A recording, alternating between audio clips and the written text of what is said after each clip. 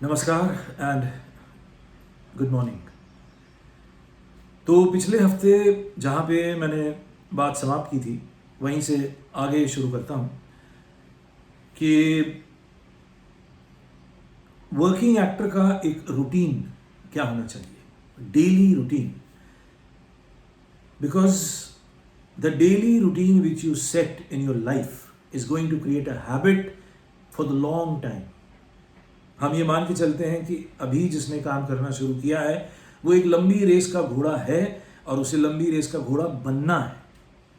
तो उसके लिए कुछ बुनियादी तैयारियां, कुछ डिसिप्लिन और उसके साथ साथ पैशन तो चाहिए। अब ये जितना भी है हमारे पास, इसको हम बढ़ा भी सकते हैं हार्डवर्क से, परसिस्टेंस से, लगातार अभ्यास से।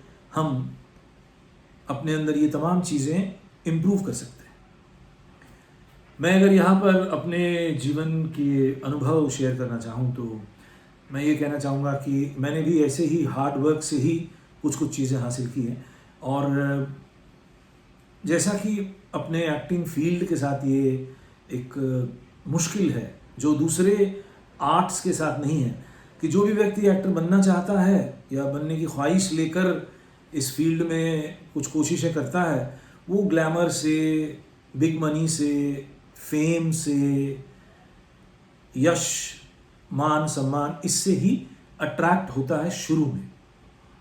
लेकिन ये अट्रैक्शन थोड़े वक्त के लिए रहता है और अगर व्यक्ति जेन्युइन है, जेन्युइनली इस फील्ड में कुछ करना चाहता है, तो फिर उसे सब्जेक्ट का स्टडी करना ज़रूरी हो जाता है। तो मेरे जीवन में भी कुछ ऐसे ही हुआ। मैं भी जब 15, 16, 17 साल की उम्र का था तो स्कूल में ही पढ़ता था। तब फिल्म्स का ऐसा असर हुआ था, पर्टिकुलरली मिस्टर अमिताभ बच्चन की फिल्मों का, कि मुझे ये लगने लगा कि मुझे ये काम करना चाहिए और मुझे ऐसा लगने लगा कि मैं ये काम कर सकता हूँ, जबकि मेरे पास कोई बैकग्राउंड नहीं, कोई एक्सपीरियंस नहीं। इवन स्टेज और थिएटर में भी मैंने कुछ विशेष किया नहीं था और सिर्फ एक स्टूडियस स्टूडेंट था।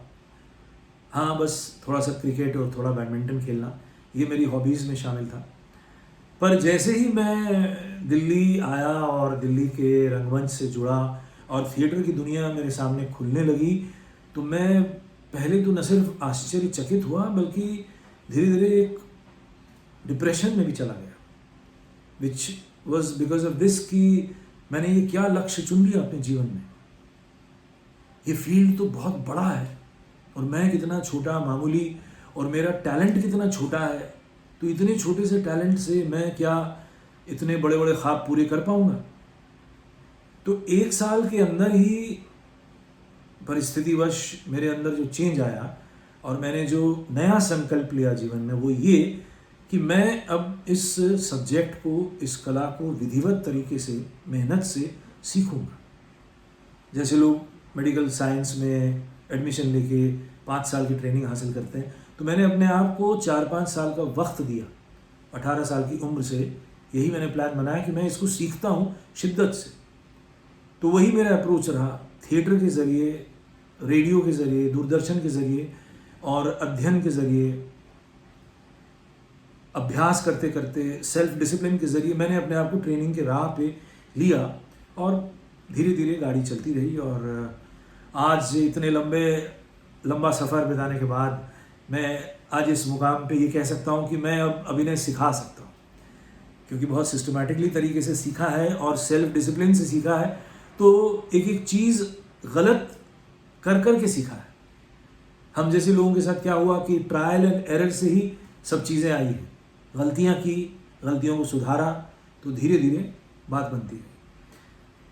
तो मैं ये कहना चाहूँगा एक सीनियर होने के नाते कि आप लोग या जो नए लोग हैं, युवा वर्ग है, 20, 25, 30 वर्ष की आयु के हैं, जो इस फील्ड में कुछ करना चाहते हैं, वो अपना कीमती समय नष्ट न करें।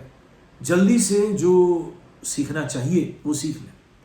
तो पहला सबक डेली रूटीन के लिए ये है कि आप अपने आप को डिसिप्लिन में ले आए और आपका रोज़मर्रा का जो शेड्यूल है वो बहुत टाइट शेड्यूल होना चाहिए और उसमें एक बैलेंस होना चाहिए अपने आप को पॉलिश करने का और साथ ही साथ मार्केटिंग।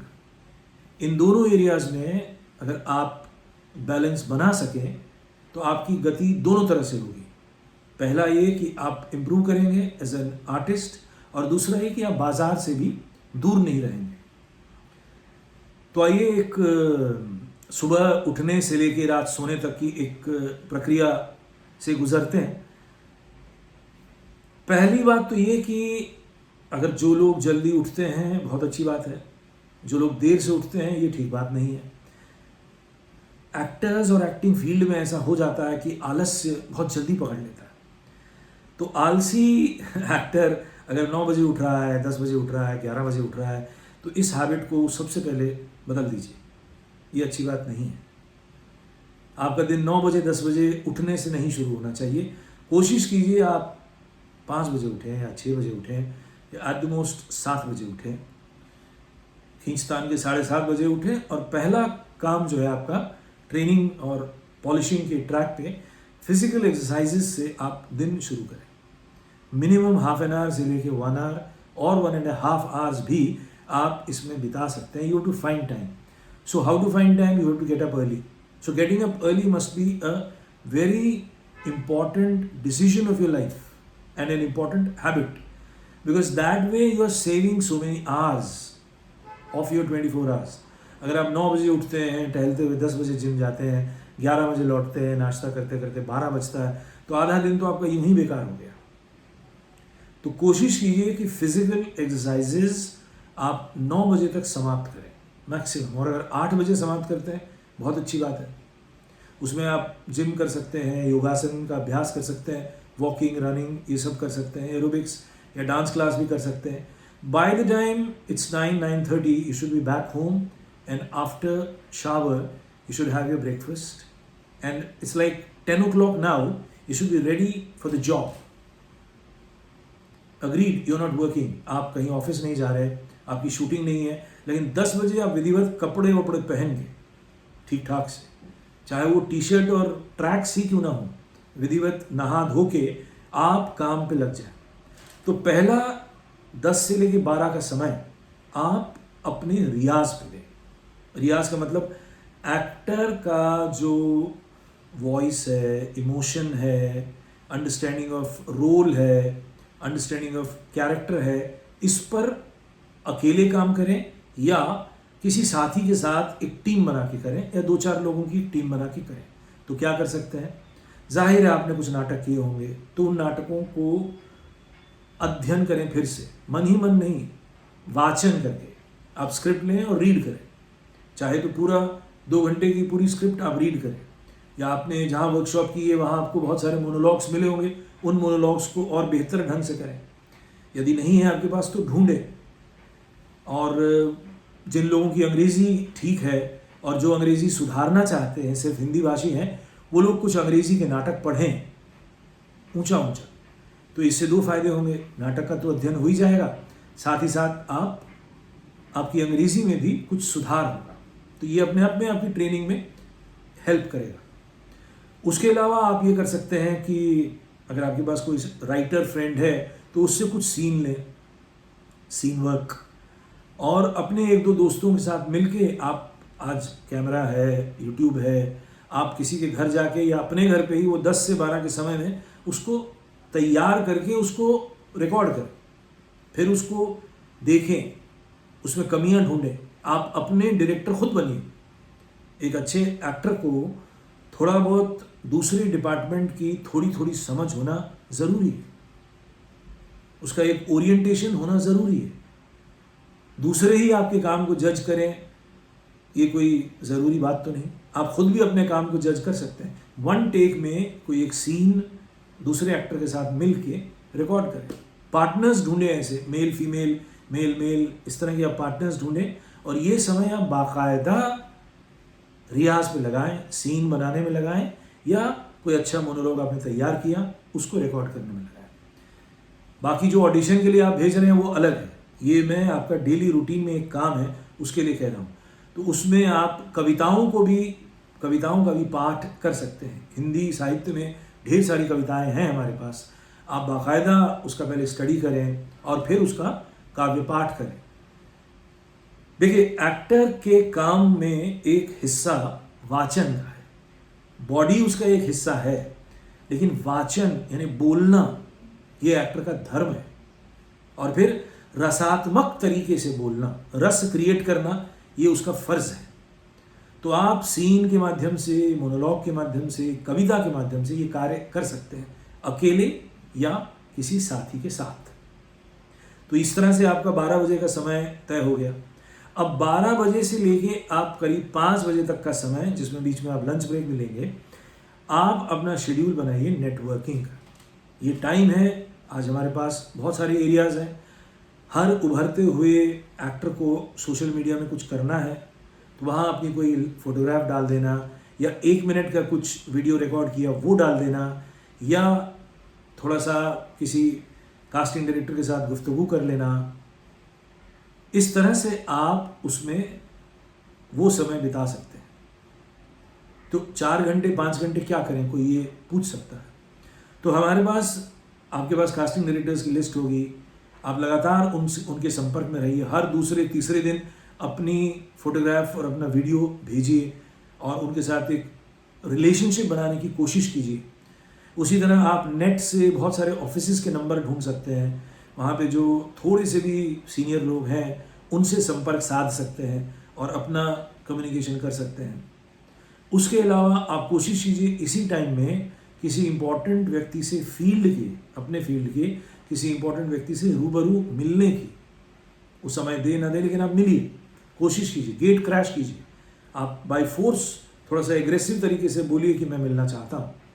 तो चाहे कोई राइटर हो, चाहे कोई कास्टिंग डायरेक्टर हो, चाहे कोई चीफ असिस्टेंट डायरेक्टर हो, चाहे कोई प्रोड्यूसर ही हो, यू जस्ट अपने आप को हावी करिए उसके ऊपर, बोलिए कि मैं 10 मिनट बिताना चाहता हूँ। And take his advice, talk to him about yourself, talk to him about his work. मतलब ये है कि आप अपना एक रिश्ता बनाइए किसी सीनियर प्रोफेशनल से और उसकी गुड बुक्स में आइए। ये नेटवर्किंग का एक लंबा काम, आप देखेंगे 1 साल 2 साल में आपने ऐसे ढेर सारे फ्रेंड्स बनाए। ये बहुत लोग, ये जो LIC वाला और मार्केटिंग के प्रोडक्ट्स बेचने वाले लोग हैं ना, ये इस तरह से काम करते ही हैं। एक्टर्स को भी ऐसा करना चाहिए। आप उनसे एडवाइस लें, आप बोलिए उन्हें कि मैं आपकी सलाह चाहता हूँ, आप बताइए मुझे क्या करना चाहिए। और अगर आप कोई फिल्म बना रहे हैं, आपका कोई लेटेस्ट प्रोजेक्ट है, तो मुझे मौका दीजिए, मैं ऑडिशन देने को तैयार हूँ, मैं मिलने को तैयार हूँ। तो इस तरह से आप सिर्फ कास्टिंग डायरेक्टर तक ही महदूद न रहें, अपने होराइजन को बढ़ाएं, फैलाएं। तो इसमें क्या होगा, संघर्ष होगा। ज्ञान की बात यह है कि जीवन में गति वहीं आती है जहाँ संघर्ष होता है, स्ट्रगल होता है। तो इससे आप गुजरेंगे तो आपको थोड़ा थोड़ा फायदा होना शुरू होगा। फिर उसके बाद का जो समय है 5-6 बजे से लेके रात के 10 बजे तक, या घर लौटने का जो टाइम है, या घर जितने बजे भी आते हैं, उस दौरान आप कुछ दोस्तों से मिलिए और शेयर कीजिए अपनी दिनचर्या। उसकी दिनचर्या शेयर कीजिए, उसकी दिनचर्या में शामिल होइए, उसकी मुश्किल में शामिल होइए। Develop your friend circle also which is of your age, your nature and your character. और वहाँ भी आप देखेंगे आपको कुछ टिप्स मिलते हैं। से हमारे टाइम में तो ये कास्टिंग डायरेक्टर का ज़माना नहीं था, हम लोग दोस्त लोग ही एक ख़ास वक्त में मिलते थे हर शाम को। अगर दिल्ली था तो वहाँ पे तो अड्डे ही थे, मंडी हाउस में श्री राम सेंटर है या दूसरी जगह है। We used to meet and talk often कि व्हाट वी हैव डन, कहाँ मिले, कहाँ कास्टिंग हो रही है, कहाँ नया काम की पॉसिबिलिटी है, इस तरह से। फिर उसके बाद का जो समय है उसको आप विधिवत every day watch either a play और a film. You can watch at home also, आज नेटफ्लिक्स और प्राइम वीडियो आपके घर में है, आप घर पे देख सकते हैं। नहीं है तो आप ले लीजिए, मोबाइल पे ही देख लीजिए, 199 वाला ही ले लीजिए, कोई दिक्कत नहीं है।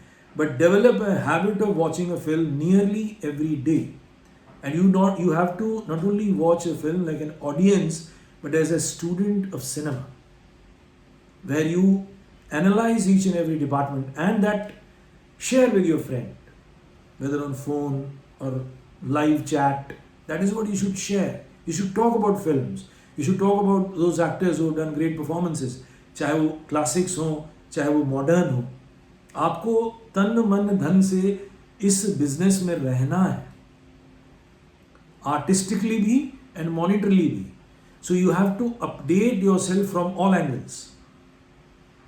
तो अगर आपने फिल्में इस तरह से नहीं देखी हैं कि आप हर डिपार्टमेंट को कैसे स्टडी करें, तो आप आज यूट्यूब लेक्चर से भी देख सकते हैं, सुन सकते हैं कुछ लोगों की बातें.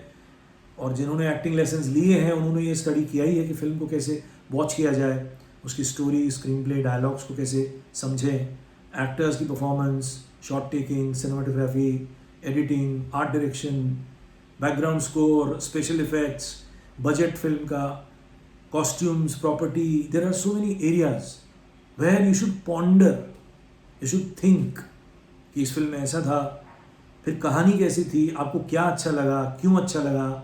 ये बातें आप अपने कुछ सीनियर मित्रों के साथ भी फ़ोन पे ही कर सकते हैं या दोस्तों के साथ कर सकते हैं, और इससे आपका जो मेंटल डेवलपमेंट है, so far as the film appreciation is considered, वो ग्रो करेगा. और हाँ, प्लेज देखते रहें. जाहिर है प्ले देखने में थोड़ा पैसा भी खर्च होता है, पर कोशिश कीजिए कि कम पैसे में ही देखें. अगर पैसे ज़्यादा नहीं है तो दोस्तों के प्ले देखें, और किसी थिएटर ग्रुप से कनेक्टेड रहें, उनकी एक्टिविटीज़ में कभी कभी शामिल हों, उनके यहाँ कुछ काम करें. अगर आप एक्ट नहीं कर रहे हैं तो बैक स्टेज कीजिए, लाइट्स कीजिए, कॉस्ट्यूम्स कीजिए, बैकग्राउंड म्यूजिक कीजिए, रीडिंग में शामिल होइए. So be a participant in any kind of activity of theatre if you are not shooting, if you are not working. So that way क्या होगा, आपका जीवन डायनेमिक जीवन होगा, एक आर्टिस्ट की तरह. आपको जंग नहीं लगेगा. वरना याद रखिए, अगर आप सिर्फ महीने में 4 दिन 5 दिन काम करने वाले एक एक्टर का जीवन बिता रहे हैं तो ये बहुत देर तक चलेगा नहीं. और अगर आपने कोई साइड बिजनेस किया है या साइड जॉब किया है, तो चूंकि आपकी रोजी रोटी कहीं और से हो रही है, तो आपको यहाँ से ग्रोथ नहीं मिलेगी. Nature also will not help you. ये अलग बात है कि कुछ लोग इसको सीरियस हॉबी ही रखना चाहते हैं, सो लेट इट बी. कुछ लोगों के लिए अगर ये सीरियस हॉबी है तो let it be like a hobby. But if you want to make a profession, then you have to function like this. You have to become an artist. तो acting का जो आर्ट है वो ऐसे ही polish किया जाता है. जो लोग 3 साल 5 साल किसी एक्टिंग स्कूल में बिताते हैं, किसी फिल्म स्कूल में बिताते हैं, वहाँ भी इसी तरह के डिसिप्लिन में रहना पड़ता है. हालांकि एक्टर्स रहते नहीं हैं. एक्टर्स के साथ सबसे बड़ा माइनस पॉइंट यही है जो मैंने थोड़ी देर पहले कहा, आलस्य. They easily become lazy and they easily become critic. और इन दोनों से बचें, ना आलसी बने ना महाक्रिटिक बने. क्रिटिक आपका होना शुभ नहीं है. वो क्रिटिक्स को रहने दीजिए. आप मन ही मन दूसरे के काम, अच्छे काम को तारीफ करें, खुल के उसकी तारीफ करें, लेकिन जो बुरी फिल्म है या बुरा सब्जेक्ट है, बुरा प्ले है, उसको मन ही मन उसका जो है नेगेटिव साइड रखें, लेकिन उसको ओपनली न कहें. वरना बहुत जल्द क्या होता है, नया नया एक्टर जो 2-3 साल ही काम किया है, दूसरे के काम की धज्जियाँ उड़ाने में ज़्यादा रस लेता है, तो वो भी उसके ग्रोथ के लिए नुकसानदेह है. कई बार वो इसलिए करता है क्योंकि वो समझता है कि मैं ग्रो कर गया हूँ, मेरा जो आर्टिस्टिक एबिलिटी है उसमें अब निखार आया है, तो अब मुझे छोटे काम पसंद नहीं आते, तो वो बड़े काम की तारीफ करता है और छोटे कामों को वो ऐसे धज्जियाँ उड़ा देता है. पर ओपनली धज्जियाँ न उड़ाया करें. इस हैबिट से भी बचें. बहुत शालीनता से किसी भी फिल्म या किसी भी थिएटर की कमी को बताएं, और किसी ख़राब फिल्म में भी कुछ ना कुछ अच्छा होता है, उस अच्छाई को बताते हुए उसकी कमी में रस न लें. फिल्मों के फ्लॉप होने में भी रस न लें. ये वैसे एक बहुत अलग चैप्टर है, क्योंकि अधिकतर लोग आप देखिए फिल्म इंडस्ट्री में खासकर फिल्मों के फ्लॉप होने में ज़्यादा मज़ा लेते हैं. ये दुर्भाग्य है. तो कलेक्टिव साइकी ऐसा बनता है कि इसकी फिल्म फ्लॉप हो, इसकी फिल्म फ्लॉप हो, इसकी फिल्म फ्लॉप हो. ये वाइब्रेशनल लेवल पे एक नेगेटिव वाइब्रेशन घूमता रहता है. बहुत कम लोग हैं जो चाहते हैं कि दूसरे की फिल्म हिट हो, तरक्की हो वहाँ पे. तो आप ऐसे न बने. तो इससे आप देखेंगे कि नेचर आपको और बलवान बनाएगा. नेचर आपको वो देगा जो आपको चाहिए. तो फिर एक लंबा वीडियो ही बन गया. कोई बात नहीं, इस पे विस्तार से चर्चा करना ज़रूरी था. तो डेली रूटीन मैंने इस तरह से डिस्कस किया, सुबह 6 बजे से लेके शाम के 10-11 बजे तक आप एक ख़ास तरह से एक एक्टर की तरह जिए, जिसमें आपकी अपनी पर्सनल ग्रोथ भी है और साथ ही साथ आप मार्केट से भी कनेक्टेड हैं, नेटवर्किंग भी कर रहे हैं, इम्पॉर्टेंट प्रोफेशनल से आप मेल और व्हाट्सएप या मैसेजेस के ज़रिए कनेक्टेड हैं। तो इस तरह से काम करते रहें और जैसे ही शूटिंग आएगी आपको अच्छा लगेगा, कुछ दिन शूटिंग कीजिए, फिर कुछ दिन ऐसे कीजिए। तो इस तरह से आपका एक डेली रूटीन मैंने आपके सामने रखा है, तो कोशिश कीजिए इसको फॉलो करने की। तो आई एम श्योर महीने 2 महीने में ही आपको इसके बहुत अच्छे रिजल्ट्स मिलेंगे। ठीक है, आज इतना ही। सुनने देखने के लिए थैंक यू सो मच। दिन शुभ रहे। बाय बाय, नमस्कार।